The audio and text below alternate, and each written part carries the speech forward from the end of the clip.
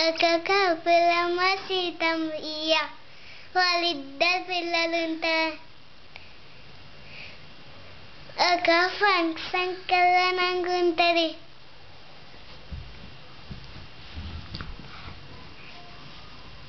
Function కళ్యాణంకుంటే అవిలోంచి పోవాలి కదా.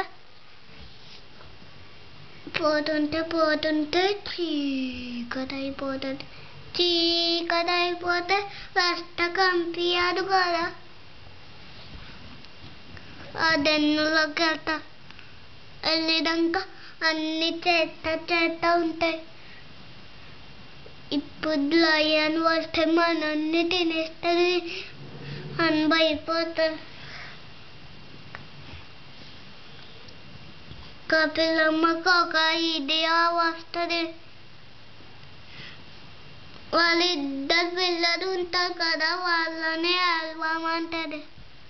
ఏడుస్తారు, అమ్మా అట్లా ఏడుస్తారు. ఉండనిలా కోసేపు లయన్ వస్తే దాన్ని చంపి మీకు వండి పెడతా అంటదంట. అమ్మాట విని ఇంక ఫాస్ట్గా పరిగెత్తుతుంది. అప్పుడు ఎవరు కనిపిస్తారు? గుర్తుంది. నువ్వెందుకు ఇలా పరిగెత్తుతున్నావు, అలా పరిగెత్తుతున్నావు అని అడుగుతుంది. నా దన్నులో ఎవరో వచ్చినారు అని చెప్తారు.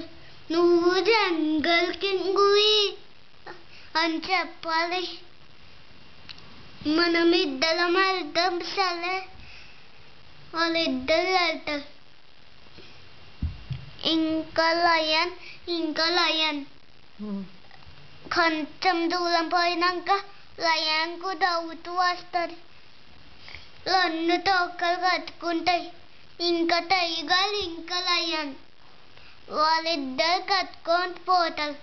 మళ్ళా కపిలమ్మ చూస్తాడు. చూసి మీ